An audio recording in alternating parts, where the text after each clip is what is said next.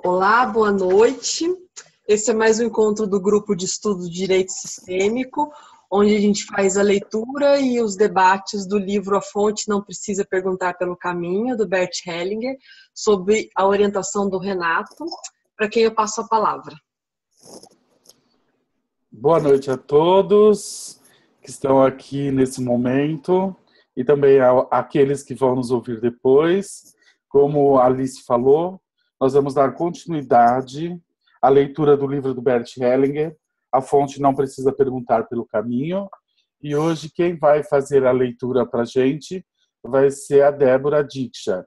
E para as pessoas que estão nos acompanhando, na primeira edição desse livro, estamos na página 270. Então, a Diksha, por favor, pode começar. Participante. Pessoas que estiveram por longo tempo no caminho errado, às vezes experimentam um profundo abalo na vida. Por exemplo, devido a um acidente, uma doença grave, através de uma separação. Então, chegam às margens da existência e, de algum modo, tornam-se sensatas. Na terapia, você vê uma possibilidade de conduzi-las até as margens da existência ou a ter o fim ao alcance dos olhos? Hellinger. Se eu entendi bem, o acidente nessa situação é um sinal de advertência. Isso me recorda o profeta Balaão no Velho Testamento. Ele cavalgava em seu burrico para, contra a ordem de Deus, abençoar um povo que, na verdade, devia amaldiçoar. É que havia recebido dinheiro deles. Por assim dizer, tinham pagado adiantado a terapia. Então, ele cavalgava seu... O burrico não quis mais seguir andando. Balaão o surrou, mas mesmo assim o burrico continuava não querendo prosseguir. Balaão virou a cabeça para ele e disse: "Você não está vendo o anjo de Deus com a espada?" Somente então Balaão olhou para frente e viu o anjo com a espada em seu caminho errado. Isso às vezes também acontece conosco. Então se dá um abalo, ou nos encontramos num beco sem saída. Colapso, e poder-se-ia dizer que assim somos trazidos de volta à sensatez. Se tenho alguém assim na terapia, e isso também faço comigo mesmo, volto então ao ponto onde me desviei. Ou então tenho que tomar uma outra direção a partir do ponto onde me encontro agora. Isso também existe. Assim, ajudo o outro a caminhar nessa outra direção. Nesse caso, a desventura também é uma bênção. Participante. Quando você vê que alguém está no caminho errado, vê uma possibilidade de mostrar-lhe praticamente o anjo com a espada, sem censura, com os meios terapêuticos? Hellinger. E faço isso naturalmente, e também o fiz justamente aqui. Mas para traumas muito grandes, às vezes é preciso dar um safanão. Há pouco tempo, um médico contou num congresso que tinha ido andar de bicicleta com sua mulher e 2 filhos, quando alguém os atropelou com um Porsche em alta velocidade. Ele foi procurar pelas vítimas e encontrou somente os corpos despedaçados de sua mulher e de um filho. Ele mesmo e o outro filho sobreviveram ilesos. Era incrivelmente difícil ver como esse homem estava completamente petrificado em sua dor. Então constelei a família, inclusive o responsável pelo atropelamento. De um lado estava ele, a sua mulher e seus filhos, e o responsável estava à parte. O homem sentia uma raiva enorme em relação a ele. Entretanto, essa raiva impede que se veja o verdadeiro acontecimento, que se olhe a morte nos olhos. Então, fiz com que ele olhasse outra vez para a sua mulher e para o filho morto e para o acontecimento. Depois, coloquei o filho sobrevivente a seu lado e pedi que dissesse à sua mulher e à criança falecida que ele os deixava ir com amor e que ficava em vida com a outra criança. Assim, ele encontrou a força para continuar vivendo. De repente, ficou claro que o responsável não tinha mais nenhum significado. Isso seria uma situação na qual a gente dá um safanão em alguém. Mas foi preciso chegar realmente à seriedade total e que ele olhasse os mortos e a morte nos olhos. Só então sentiu a profunda dor que liberta. A acusação ao culpado e a raiva ou a autocompaixão coíbem essa dor, e assim a solução curativa. Quando trabalho como terapeuta, às vezes vejo que alguém está à frente de um obstáculo que deve sobrepujar para que possa continuar. Então, eu, como terapeuta, sou chamado a ajudá-lo a sobrepujá-lo. Através de uma constelação familiar, por exemplo, encontro então para ele uma solução. Entretanto, às vezes alguém se encontra no caminho errado ou em um beco sem saída. Então, talvez seja chamado a reconduzi-lo para onde o caminho continua para ele. Eu vi que, às vezes, alguém se desvia de um certo ponto da verdade de sua alma e de um movimento interno que sua alma, na verdade, indica. Desse modo, ele chega ao caminho errado. Se esteve por longo tempo no caminho errado, não volta. Mas se posso, reconduzo ao ponto do desvio. Lá ele recomeça outra vez. Alguns insistem no caminho errado e querem que os ajude. Isso eu não faço. Quando noto que alguém quer me levar a isso, que o acompanhe no caminho errado, interrompo. Para começar, devido à minha lealdade interna, não o faço. Então vejo que existem pessoas que não viverão por muito tempo. Para elas, a vida está consumada. Hellinger, para um cliente com o qual havia trabalhado anteriormente. Não que tenha visto isso assim em você. Em você, vi que ainda tem tempo, mas você está em paz. Nesse sentido, o tempo está preenchido. Mas às vezes vejo também que alguém tem somente pouquíssimo tempo e, apesar disso, quer fazer comigo uma constelação familiar. Ou então, tudo o que é possível. Isso não faço. Eu ponho então em contato com o fim, em contato com ele. Preenche o seu tempo com grande serenidade. Olhar para o tempo que resta. Quando trabalho com alguém, faço uma imagem de quanto tempo ainda tem para viver.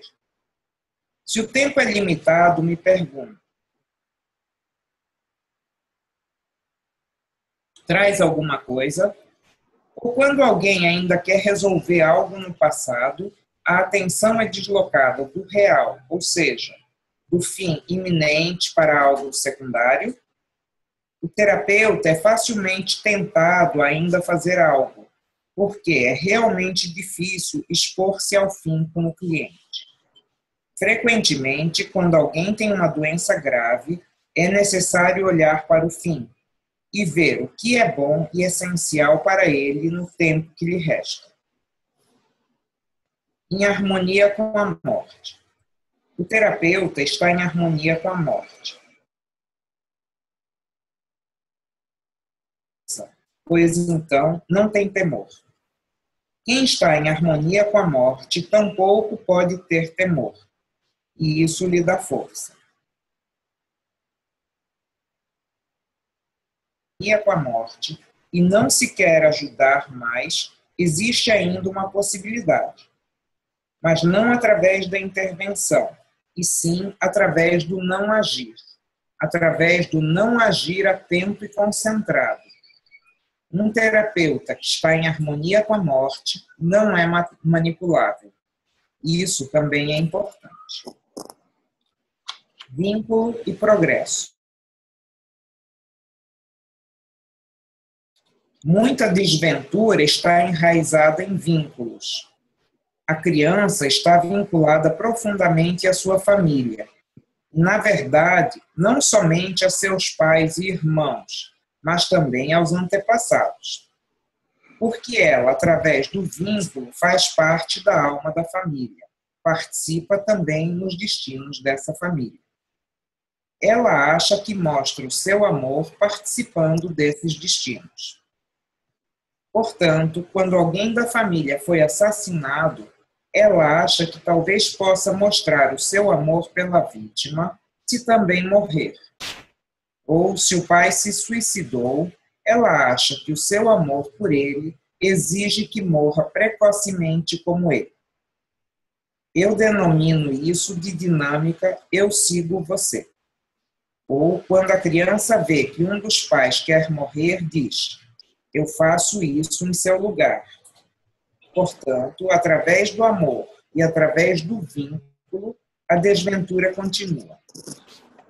Ontem, vimos em alguns exemplos que o que se exige do indivíduo para que se libere desse vínculo é, de fato, não um amor menor, mas sim um amor maior. Por exemplo, exige do homem que quer seguir o seu pai, que se suicidou, mais amor pelo seu pai se permanecer em vida do que morrendo. É que a alma da criança sente-se mais vinculada na desventura, quer dizer, sente-se inocente na desventura. Enquanto que, concordando com uma solução, afastando-se da morte e voltando-se para a vida, sente-se culpada. Por isso, a solução, portanto, solução só existe através de um desenvolvimento interno. Em alemão, solução é uma palavra ambígua. Jung a denomina individuação. Portanto, através da solução, somos isolados e, de certa maneira, mais solitários. Entretanto, ao mesmo tempo, fortes e capazes de fazer algo novo.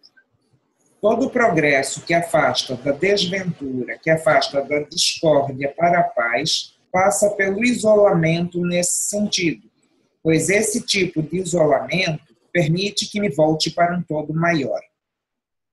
A criança que quer ficar inocente em seu amor fica presa em sua própria família. Quem no isolamento progride para o maior não está somente vinculado à sua família, senão a muitas famílias, diferentes famílias. Ele pode unir em si antagonismos e está ligado a um todo maior e pode, portanto, também servir a um todo maior. Por isso, quando alguém que viu uma solução torna a cair em desventura, sente-se mais inocente e menor. Quando se libera e olha para frente, sente-se culpado, mas maior. Ok, Diksha, vamos fazer um pequeno intervalo. Caso exista alguma pergunta ou alguém queira compartilhar algo.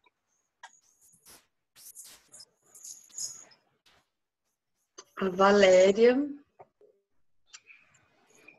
Valéria, se você tiver com o microfone, pode abri-lo e falar com a gente. Ops.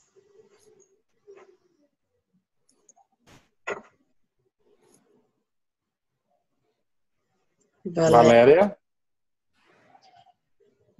Bom, o Marco também tem. Marco, enquanto isso, se você quiser, eu falo com a Valéria pelo chat.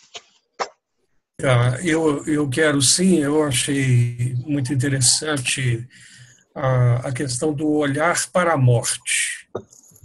E é difícil isso, né? Eu tenho uma vivência do meu irmão mais velho, ele morreu com 38 anos, e ele teve uma serenidade muito impressionante presença da morte próxima mesmo, né? 15 dias antes dele morrer, o médico não disse para o médico: eu vou te dar alguns motivos para você me dar alta e se depois de eu te disser os meus motivos, você me falar um que me convença a ficar no hospital, eu vou ficar. Aí ele começou. Primeiro, você não quer me dar alta porque já está na hora de eu morrer. Então é por isso que você quer que eu fique no hospital. Mas eu não quero ficar no hospital porque eu tenho várias pessoas que eu quero me despedir. Segundo, eu quero terminar 4 serviços que eu me comprometi com meus clientes. Eu consertava vídeos, essas coisas. Terceiro, eu tenho que organizar a papelada para o meu inventário, porque a minha esposa não vai saber onde está nada. Então, eu quero deixar tudo explicado. E, de mais a mais, eu tenho direito constitucional de ir e vir, se eu não me der alta, eu chamo meu advogado. Então, assim, foi alguma coisa que me tocou muito, esse foco dele com a morte próxima. Não perdia o humor e vivia intensamente o que lhe restava de tempo. É isso. Sim, quando a pessoa encara a morte, ela se torna forte. Ela pode enfrentar as coisas e realmente nós podemos ver essa força. Obrigado por compartilhar, Marcos. Mais alguém mais? A Valéria tinha levantado a mão, mas talvez tenha sido engano, porque eu falei com ela, ela não respondeu. Se alguém tiver alguma pergunta da semana passada que não pôde ser respondida, também pode fazer agora. Mas não tem ninguém, Renato. Tá bom. Então, Diksha, vamos continuar. Atitudes terapêuticas básicas. Existem 2 diferentes atitudes básicas quando se trabalha com clientes. Uma delas é: eu sou o responsável pelo resultado. Ele depende do que eu fizer. Essa atitude é muito difundida. Então, o terapeuta assume a responsabilidade pela vida e pela morte de um cliente. Isso é muito arriscado. O meu procedimento é assim: olhe o que é. Trago isso à luz tanto quanto me é possível. Quando está à luz, então, aquilo que foi trazido à luz atua, não eu. Então, me retiro. Com esse cliente, veio à luz que ele não estava pronto. Veio à luz também para vocês e veio à luz para ele. Se agora tivesse intervindo contra o que ele mostrou, então me consideraria mais importante do que a realidade trazida à luz. Com isso, talvez alcançasse justamente o contrário daquilo que quer.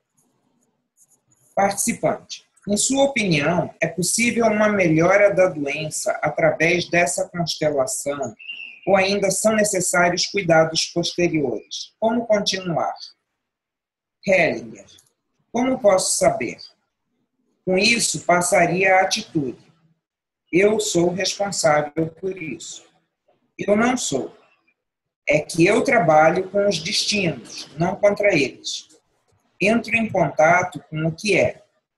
Se, por exemplo, vejo que alguém em seu destino quer morrer, então não me coloco em seu caminho. Também porque deveria. Mas em cada destino existe também uma oferta que o indivíduo pode aproveitar. Vou com essa oferta enquanto me é permitido. Quando para, também paro. Como prossegue esse trabalho? Não está planejado de antemão continuar a trabalhar? Hellinger. Aparentemente, é muito difícil tratar da diferença entre as 2 atitudes básicas. Isso seria, mais uma vez, no sentido do próprio planejamento. Seria, mais uma vez, no sentido de tomar para si a responsabilidade. Mas ninguém sabe melhor do que o próprio cliente o que é necessário e adequado para ele. Ninguém sai melhor que ele. Ninguém está em maior contato com a própria alma. Se me intrometer, a sua alma não tem chance. Portanto, esse trabalho é muito despretensioso, longe de todas essas intenções de cura, desse tentar colocar algo sob controle ou de controlar os resultados. Isso que atua aqui mostra que a vida não é o máximo. Aqui atua ainda alguma outra coisa, algo que é muito maior e tenho isso em vista. Se em um empenho para chegar a algo completo, um terapeuta acha que teria que examinar tudo, então atrai a energia para si e, curiosamente, tira-a do cliente. Ele se torna pessoa importante. Todos têm, então, que olhar para ele, como ele trabalha e o que faz. Mas como a alma do cliente ou da cliente é muito mais forte do que tudo que o terapeuta faz, isso passa. Rodada quer dizer que cada um dos presentes pode dizer, na sua vez, o que o motiva e qual é o seu objetivo. Numa rodada, ninguém pode dar opinião de alguma maneira sugestiva. Portanto, tudo fica centrado no terapeuta. Com isso, cada um está seguro de que ninguém pode intervir em algo. O terapeuta faz terapia individual. Através disso, cada um pode mostrar-se em suas características, sem estar exposto a qualquer juízo. Isso cria rapidamente muita confiança. Durante a rodada, trabalho imediatamente com alguém quando nele aflora algo importante. Na rodada, começa-se, na maioria das vezes, pela esquerda. A energia circula da esquerda para a direita. Ao reverso, existe uma sensação completamente diferente, uma sensação perturbadora. A rodada serve, por um lado, para que cada um possa dizer qual é a sua questão, e para que, durante a mesma, possam trabalhar neste sentido. Mas quando se trabalhou intensivamente no grupo por longo tempo, existe entre os participantes uma necessidade de comunicação.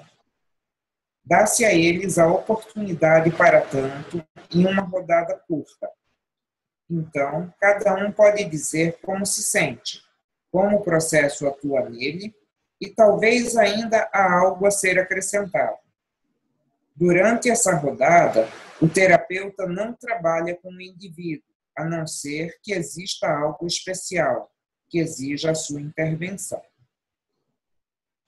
Ajudar de duas maneiras. A morte não se preocupa com a ciência, nem a culpa. A denominada psicoterapia científica é inadequada quando se trata de algo profundo. A psicoterapia científica tem o seu valor quando se trata de certos sintomas que podem ser tratados. Portanto, onde se sabe que, dando certos passos, isso tem certos efeitos. Por exemplo, quando de uma fobia. Aí, isso é perfeitamente adequado. Mas em nível de destino, isso não é suficiente. Aqui se requer outra coisa. O respeito. Ainda desejo dizer algo sobre a contenção. Essa extrema contenção é naturalmente válida também perante o cliente.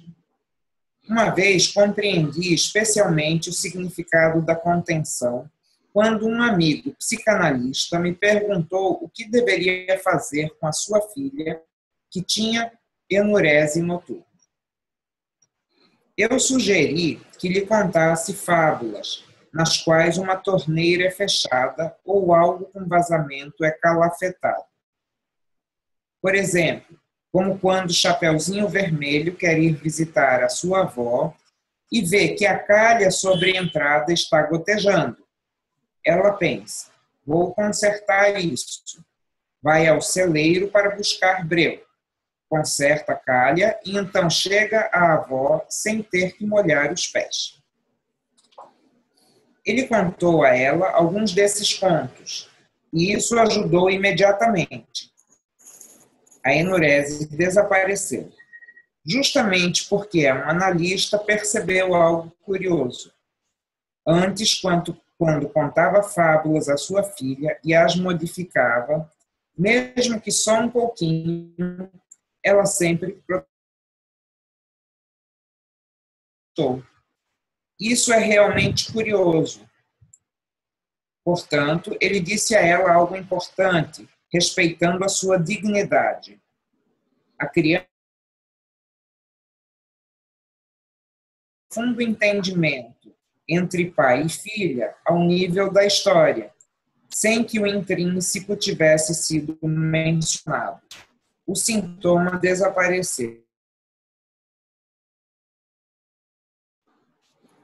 Por exemplo, se ele tivesse dito: senão você mesma tem que limpar, ou algo semelhante, teria tido o efeito oposto. Assim se faz também com clientes, não no sentido dos costumeiros bons conselhos, mas sim de uma maneira que respeita profundamente o cliente.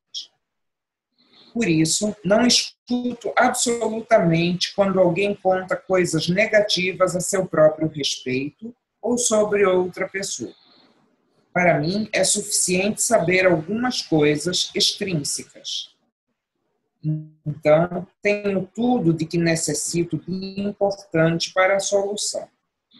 Portanto, o terapeuta não pode querer saber mais do que o que precisa. E isso é algo totalmente diferente de terapia. Ou estou a serviço de uma solução, ou estou curioso para saber algo. O processo que levaria à solução fica interrompido quando entra em jogo a curiosidade. Na curiosidade não existe cada assistência ou oferta de ajuda vem de uma posição superior. Então, um é o que dá ajuda e o outro deve tomá-la. O que ajuda, dá e o outro toma. Esse é um sentimento agradável. Entretanto, tais ajudantes se surpreendem, depois de algum tempo, de que o outro não deseje mais nada dele. Um santo, Vicente de Paula, revelou uma vez a um amigo um segredo. Apesar de ele ser um especialista em dar ajuda, ou justamente porque o era, ele lhe aconselhou: se eles quiserem ajudar, você tenha cuidado. É muito arriscado ajudar, muito arriscado. É necessária a maior força para colocar-se ao lado de um necessitado e não fazer nada. Somente estar ali, por exemplo, perto de um doente ou de um moribundo, ou de um deficiente. Somente estar lá sem fazer nada. Isso necessita força. Isso é respeitoso e tem bom efeito. Uma outra pausa, Diksha, caso existe perguntas ou compartilhar.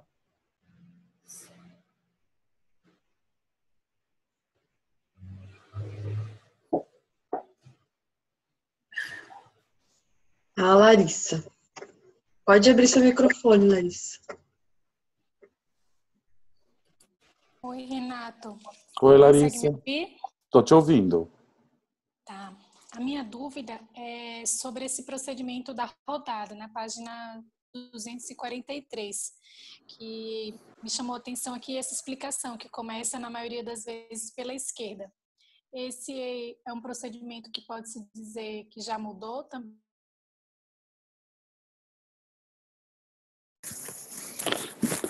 Sim, isso continua atuando, isso não mudou, embora hoje em dia o Bert praticamente, como os grupos dele são muito grandes, ele não tem feito muita rodada, mas não porque ele não as utilize, mas é que hoje em dia não é possível fazer rodada com centenas ou milhares de pessoas.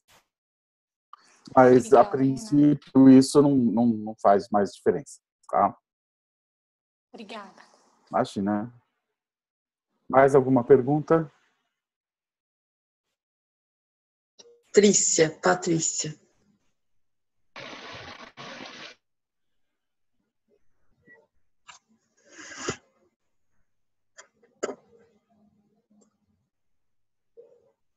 Está fechado. Agora, está me ouvindo? Sim. Agora estou te ouvindo. A minha pergunta também é sobre a rodada. Eu não entendi muito esse primeiro parágrafo, onde ele fala ninguém pode dar opinião quando uma... Tá, quando a gente faz uma rodada, por exemplo, lá nos workshops, nos treinamentos, normalmente a gente não permite que as pessoas emitam opinião. O que significa isso? Significa que a rodada é o momento onde cada um pode colocar algo pessoal, uma questão ou seus objetivos, mas a gente não deem opinião, façam sugestões Para o outro. Isso, não se trata de uma terapia de grupo. O objetivo não é esse. Portanto, ao fazermos isso dessa forma, a pessoa se sente muito à vontade para falar sobre a sua pessoas.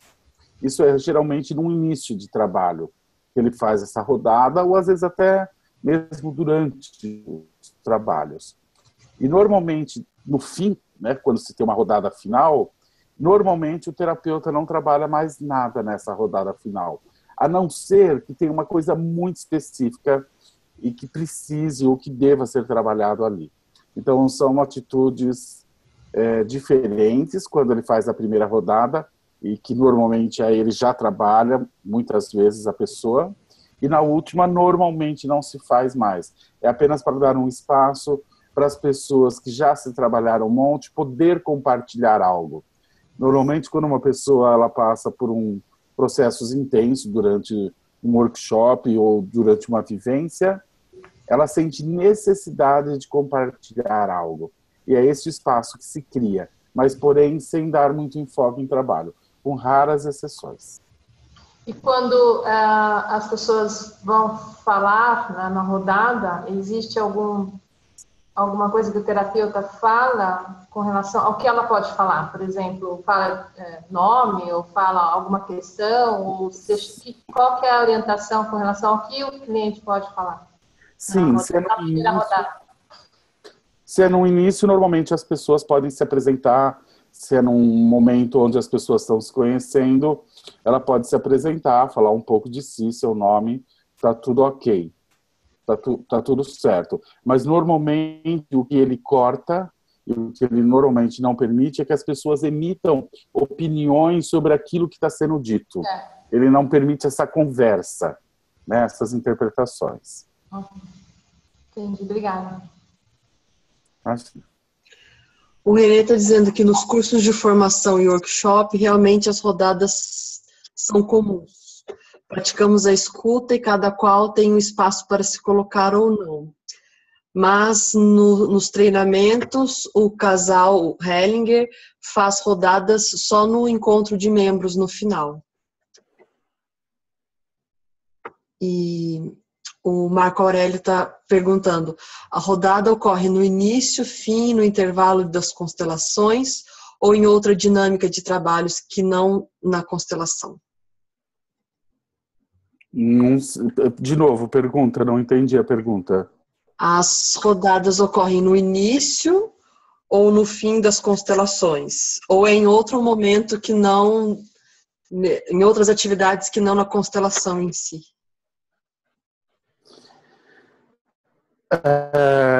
As rodadas, elas podem acontecer no começo dos trabalhos, elas podem acontecer no meio dos trabalhos, tipo, ou antes das constelações, ou depois, quando ele retoma num outro período. Então, as rodadas elas podem acontecer no começo, no fim, no meio e no fim dos trabalhos. Depende da proposta, daquilo que ele está trazendo. Como o René bem disse, quando são encontros onde tem esse enfoque de ensinar, ou que tem outros enfoques, e que são grupos menores, onde isso é possível, isso pode ser feito em várias situações. Agora, quando se trata de trabalhos grandes, tem muita gente, e também não é esse enfoque de treinamento, normalmente ele não faz rodada.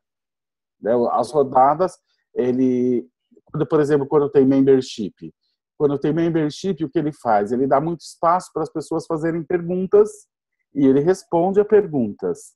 Então, é um tipo, não é uma rodada, porque ele não vai ouvir a todos. Ele apenas abre espaço para perguntas e responde a essas perguntas quando ele acha que ele deve responder essas perguntas. Porque, às vezes, as pessoas fazem perguntas e ele também não responde, ele não se sente obrigado a responder.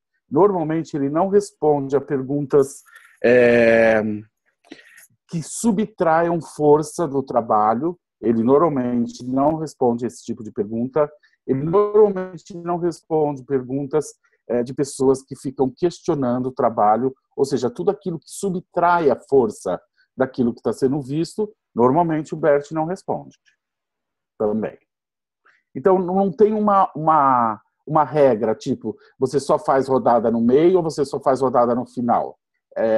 Isso pode ser proposto dependendo do tipo que ele sente no grupo, ou dependendo do tamanho do grupo, dependendo do propósito do grupo. É isso que eu tenho visto acompanhando ele nos trabalhos.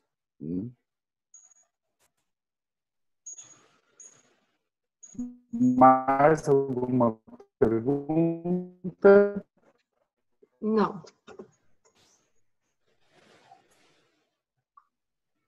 Então, vamos caminhar mais um pouquinho, Diksha.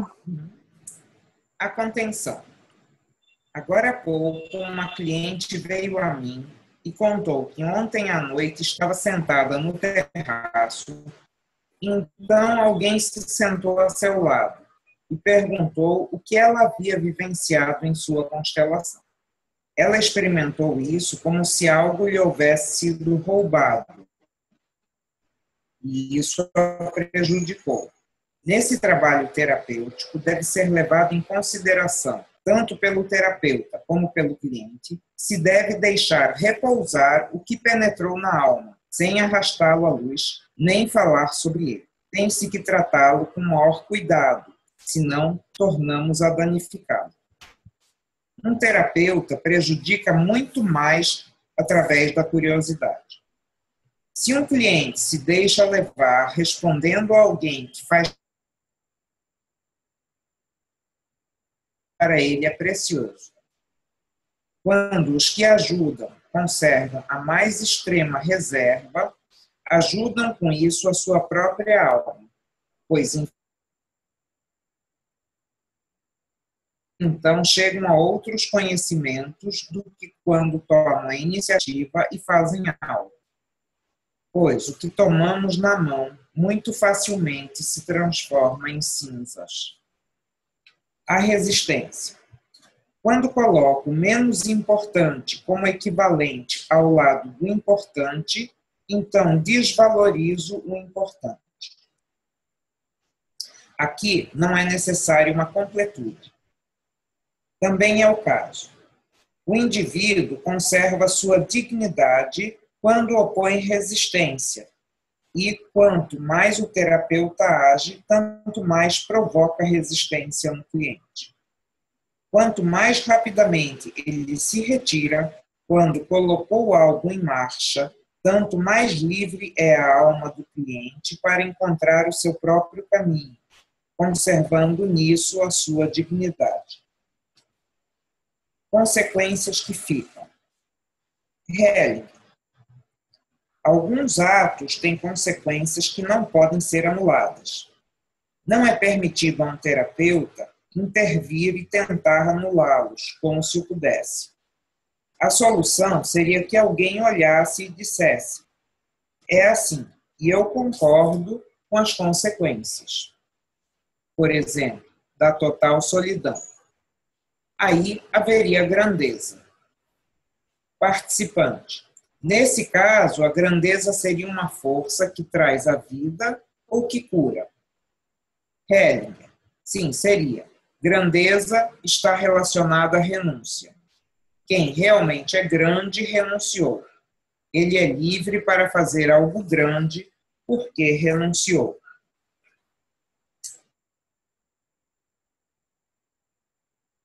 Os destinos que algumas pessoas suportam, vindos de sua família, ou de sua doença, ou de sua deficiência, então somos tentados a nos compadecer. Se o fizermos, como se sente o sofredor? Ele fica intimidado em mostrar o seu sofrimento, porque vê que com isso envolve outros no mesmo. E os que se compadecem atraem para si algo da força que tem o sofredor. Este é um processo curioso. Ele enfraquece o sofredor e enfraquece aquele que se compadece. Ele enfraquece a imagem de um sofrimento, de que o sofrimento é mau. Entretanto, não sabemos se é assim. Nós o medimos com um critério encoberto, o que realmente é. Portanto, aquele que ajuda necessita resguardar-se da compaixão, senão perde a sua força. A atitude que conserva a própria força e protege aquela do sofredor é o estar presente com respeito sem intervir. O tranquilo estar presente e o aguentar sem sofrer. Esse é um sereno estar junto. Dá certo quando, na profundeza, estamos em harmonia com o mundo assim como ele é, com o sofrimento que traz consigo, com a luta que traz consigo, com o fim que é dado a tudo. Dessa comunhão com a profundeza, vem às vezes também a capacidade de ajudar alguém. Mas não é uma capacidade daquele que ajuda, mas sim uma força que vem da harmonia conjunta. Ambos, o cliente sofredor e o que ajuda, estão em harmonia. Destinos são revertidos quando o próprio destino quer. Portanto, aquele que ajuda fica totalmente sereno. Qualquer que venha a ser o resultado, se agora é presenteado um progresso ao sofredor, algo curativo, ou se o sofredor somente encarar com mais serenidade a sua doença e o seu destino. Participante. Se vejo algo que me faz recordar muito profundamente a minha própria história e começo a chorar, então isso é mais comigo. Então, na verdade, não choro por causa das pessoas. Tampouco lhes tiro força ou... Hellinger. Exatamente. Se nos comovemos com o sofrimento de outros, então somos humanos. Isso é algo bem diferente do que compaixão. Por assim dizer, estamos com ele no mesmo barco. A completude. Participante. O que se faz com o anseio por completude ou o que representa? O anseio por completude ou por perfeição, assim se pode chamá-lo, também é um anseio muito benéfico e posso dizer a você como se alcança a perfeição, a completude. Ela é realmente algo muito simples. Existe gente que permanece 40 anos no deserto para alcançar a perfeição. Mas o que descobri sobre perfeição é algo muito despretensioso. Quando cada um dos que pertencem à minha família, os vivos e os mortos, tem um lugar em meu coração, sinto-me perfeito. Enquanto somente um deles estiver excluído, sinto-me imperfeito. O curioso na perfeição é, quando todos estão reunidos em mim, sou livre. Psicoterapia em harmonia. Desejo dizer algo sobre esse tipo de psicoterapia. Eu a denomino de psicoterapia fenomenológica. Pode-se dizer também com uma palavra alemã simples, que seria psicoterapia em harmonia. O movimento no terapeuta é prescindir dos objetivos. Que ele, por assim dizer, se retraia da intenção do eu, de alcançar qualquer coisa e que ele, sem medo, exponha-se respeitosamente a um todo maior. Por exemplo, não olho para a pessoa quando trabalho. Eu me ligo com a alma, e de fato com a alma que se estende para além do indivíduo. Eu o percebo ligado em sua família e em um sistema maior. Estou em harmonia com esse sistema como ele é, sem julgamento, sem que eu queira outra coisa qualquer ou melhor do que é. Quando me abandono a essa harmonia, esse sistema, esse maior, atua comigo. Ele me apoia e eu posso encontrar soluções em harmonia com esse sistema maior. Não que eu agora as procure. Elas me são presenteadas pelo sistema, presenteadas a mim e ao cliente. Um princípio nesse trabalho é somente não fazer mais do que se pode e se tem permissão. O terapeuta não é alguém que pode reverter destinos, se o destino do cliente não o autoriza. O terapeuta pode verificar isso em si. Através de sua ação, torna-se centrado ou é desviado para fora do seu centro. Às vezes, o sistema não me consente. Então, fico parado, sem que queira mais do que o sistema me permite. Isso é psicoterapia em harmonia. Uma vez inseridos, reconhecemos que esse sistema maior obedece a essas ordens. Entretanto, elas não são tangíveis de uma forma que possamos tê-las à nossa disposição. Essas ordens mostram-se sempre novas e sempre diferentes, em infinitas variações. Pode-se comparar com a música.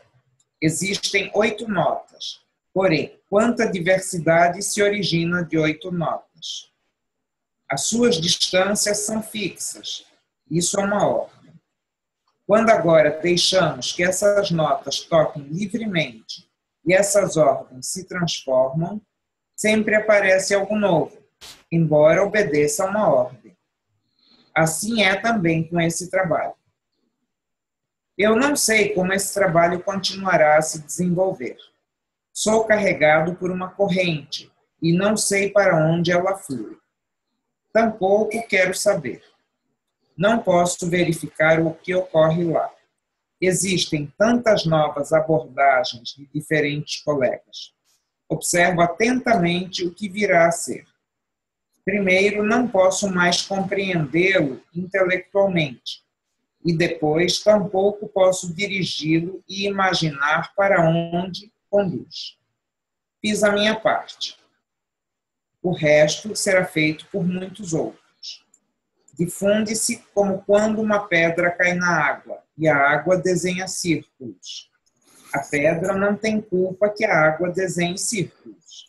Assim também vejo o mesmo. Ok.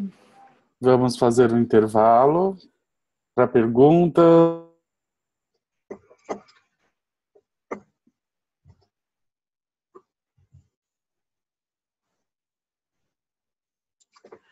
A Sandy tem uma pergunta. Estão me ouvindo?